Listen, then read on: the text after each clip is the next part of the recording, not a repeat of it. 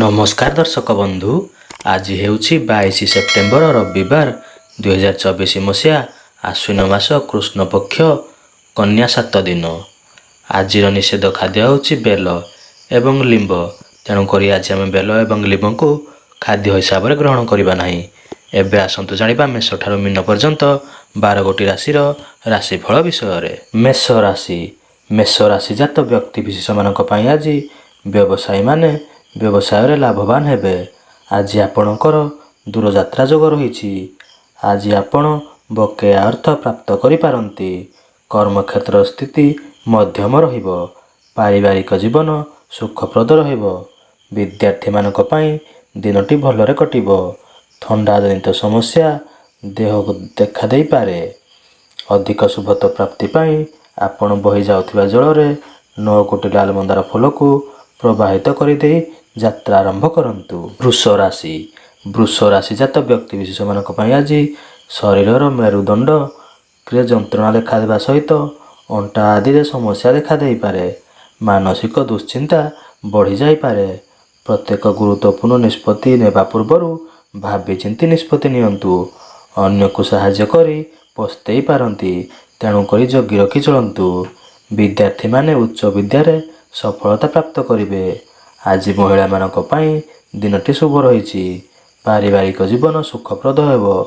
ଅଧିକ ଶୁଭତ୍ୱ ପ୍ରାପ୍ତି ପାଇଁ ଆପଣ ଦହି ଖାଇ ଦୂରଯାତ୍ରା ଆରମ୍ଭ କରନ୍ତୁ। ମିଥୁନ ରାଶି। ମିଥୁନ ରାଶିଜାତ ବ୍ୟକ୍ତିବିଶେଷମାନଙ୍କ ପାଇଁ ଆଜି ଆପଣଙ୍କର ଶାରୀରିକ ସମସ୍ୟା ଯେପରିକି ଥଣ୍ଡା ଦୋଷ, ଅଣ୍ଟାରେ ଯନ୍ତ୍ରଣା, ସ୍କିନ୍ ଆଲର୍ଜି ଓ କୋଷ୍ଠକାଠିନ୍ୟ ଭଳି ସମସ୍ୟା ଦେଖାଦେଇପାରେ। ଯାନବାହନ ଚଳାଚଳରେ ସତର୍କତା ଅବଲମ୍ବନ କରନ୍ତୁ। ଦାମ୍ପତ୍ୟ ଜୀବନରେ କଳହ ଦେଖାଦେଇପାରେ। ଅନ୍ୟକୁ ବିଶ୍ୱାସ କରି ଆଜି ଅର୍ଥ ପ୍ରଦାନ କରନ୍ତୁ ନାହିଁ, ନହେଲେ ତାହା ବୁଡ଼ିଯିବାର ସମ୍ଭାବନା ରହିଛି। ଭାଇ କିମ୍ବା ଭଉଣୀଙ୍କ ସହିତ ମନାନ୍ତର ଦେଖାଦେଇପାରେ। ବ୍ୟବସାୟୀମାନେ ବ୍ୟବସାୟରେ ଲାଭବାନ ହେବେ। କର୍ମକ୍ଷେତ୍ରର ସ୍ଥିତି ଉତ୍ତମ ରହିବ। ଆଜି ଆପଣ ନୂତନ ଇନଭେଷ୍ଟମେଣ୍ଟ କରନ୍ତୁ ନାହିଁ।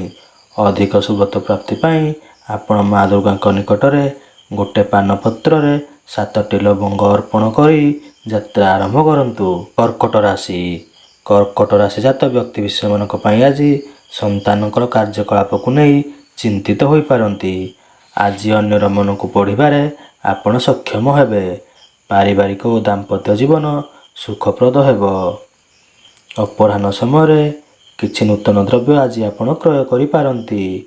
ଦୂରସ୍ଥାନୀୟ ବନ୍ଧୁ କିମ୍ବା ମିତ୍ରଙ୍କ ଠାରୁ କିଛି ସୁସମ୍ବାଦ ପ୍ରାପ୍ତ କରିପାରନ୍ତି। ଅଧିକ ଶୁଭତ୍ୱ ପ୍ରାପ୍ତି ପାଇଁ ଆପଣ ମାଛଙ୍କୁ କିଛି ଖାଦ୍ୟ ଖାଇବାକୁ ଦେଇ ଯାତ୍ରା ଆରମ୍ଭ କରନ୍ତୁ। ସିଂହ ରାଶି।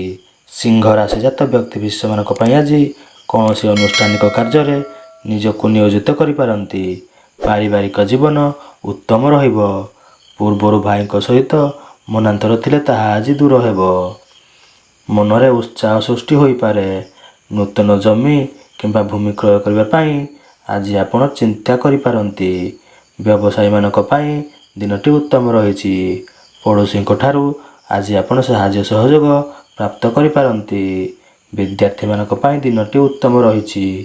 କୌଣସି ଇଣ୍ଟରଭ୍ୟୁ ଥିଲେ ସେଥିରେ ଆପଣ କୃତକାର୍ଯ୍ୟ ହେବେ। ମହିଳାମାନଙ୍କ ପାଇଁ ଦିନଟି ଉତ୍ତମ ରହିଛି। ଅଧିକ ଶୁଭତ୍ୱ ପ୍ରାପ୍ତି ପାଇଁ ଆପଣ ସୂର୍ଯ୍ୟଦେବଙ୍କୁ ଗୁଡ଼ରେ ନଡ଼ିଆ ମିଶାଇ ନୈବେଦ୍ୟ ଅର୍ପଣ କରନ୍ତୁ। କନ୍ୟା ରାଶି। କନ୍ୟା ରାଶିଜାତ ବ୍ୟକ୍ତିବିଶେଷମାନଙ୍କ ପାଇଁ ଆଜି ପାରିବାରିକ ଜୀବନରେ ପୂର୍ବରୁ ଥିବା ବାଧାବିଘ୍ନ ଦୂର ହେବ। ଦୂରଦୃଷ୍ଟି ସମ୍ପନ୍ନ ହୋଇ ପ୍ରତ୍ୟେକ କାର୍ଯ୍ୟ କରିବେ। ଯାନବାହନ ଚଳାଚଳରେ ସତର୍କତା ଅବଲମ୍ବନ କରନ୍ତୁ।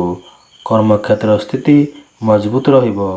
କୌଣସି ଗୁରୁତ୍ୱପୂର୍ଣ୍ଣ କାଗଜପତ୍ର କିମ୍ବା ଗାଡ଼ିର ଚାବି ଏଣେତେଣେ ରଖିଦେଇ ଚିନ୍ତିତ ହୋଇପାରନ୍ତି। ଆଜି ହଠାତ୍ କାହାରିକୁ ବିଶ୍ୱାସ କରନ୍ତୁ ନାହିଁ। ଅଧିକ ଶୁଭତ୍ୱ ପ୍ରାପ୍ତି ପାଇଁ ଆପଣ ପାରାକୁ କିଛି ଖାଦ୍ୟ ଖାଇବାକୁ ଦେଇ ଯାତ୍ରା ଆରମ୍ଭ କରନ୍ତୁ। ତୁଳା ରାଶି। ତୁଳା ରାଶିଜାତ ବ୍ୟକ୍ତିବିଶେଷମାନଙ୍କ ପାଇଁ ଆଜି ପୂର୍ବରୁ ସ୍ୱାସ୍ଥ୍ୟଗତ ସମସ୍ୟା ଥିଲେ ତାହା ଦୂର ହେବ। ଆଜି ଆପଣ ଭ୍ରମଣ ପ୍ରିୟ ହେବେ। କର୍ମକ୍ଷେତ୍ରରେ ପ୍ରଶଂସିତ ହେବେ। ପାରିବାରିକ ଜୀବନ ସୁଖପ୍ରଦ ହେବ। ବ୍ୟବସାୟୀମାନେ ବ୍ୟବସାୟରେ ଲାଭବାନ ହେବେ। ଅଧିକ ଶୁଭତ୍ୱ ପ୍ରାପ୍ତି ପାଇଁ ଆପଣ ଛୋଟ ଛୋଟ ପିଲାଙ୍କୁ ଚକୋଲେଟ୍ ଖାଇବାକୁ ଦେଇ ଯାତ୍ରା ଆରମ୍ଭ କରନ୍ତୁ। ବିଛା ରାଶି। ବିଛା ରାଶିଜାତ ବ୍ୟକ୍ତିବିଶେଷମାନଙ୍କ ପାଇଁ ଆଜି ବ୍ୟବସାୟୀମାନଙ୍କ ପାଇଁ ଦିନଟି ଉତ୍ତମ ରହିଛି। ସନ୍ତାନଙ୍କର କାର୍ଯ୍ୟକଳାପକୁ ନେଇ ଚିନ୍ତିତ ହୋଇପାରନ୍ତି। ଦାମ୍ପତ୍ୟ ଜୀବନରେ ମନାନ୍ତର ଦେଖାଦେଇପାରେ। କର୍ମକ୍ଷେତ୍ରର ସ୍ଥିତି ମଜବୁତ ରହିବ। ଆଜି ଆପଣ ଦୂରଯାତ୍ରା ଯୋଗ ରହିଛି। ବହୁତ ପୁରାତନ ମିତ୍ର ଆଜି ଆପଣଙ୍କୁ ଧୋକା ଦେଇପାରନ୍ତି। ତେଣୁ ଜଗି ରଖି ଚଳନ୍ତୁ। କୌଣସି ଆନୁଷ୍ଠାନିକ କାର୍ଯ୍ୟରେ ନିଜକୁ ନିୟୋଜିତ କରିପାରନ୍ତି।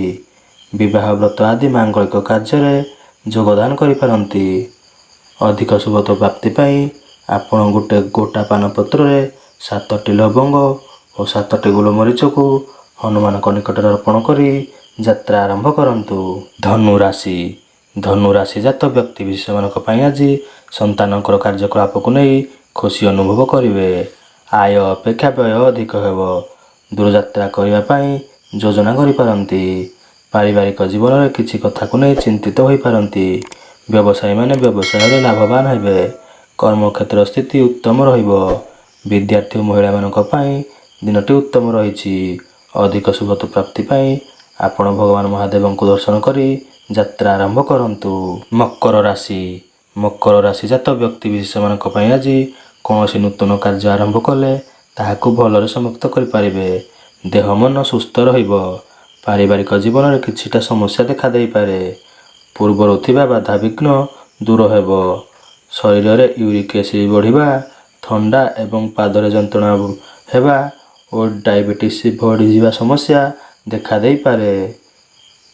ଆଜି କିଛି ଗୁରୁତ୍ୱପୂର୍ଣ୍ଣ କାଗଜପତ୍ର ହଜାଇ ଦେଇ ଅସୁବିଧାରେ ପଡ଼ିପାରନ୍ତି। ମହିଳାମାନଙ୍କ ପାଇଁ ଦିନଟି ଶୁଭ ରହିଛି।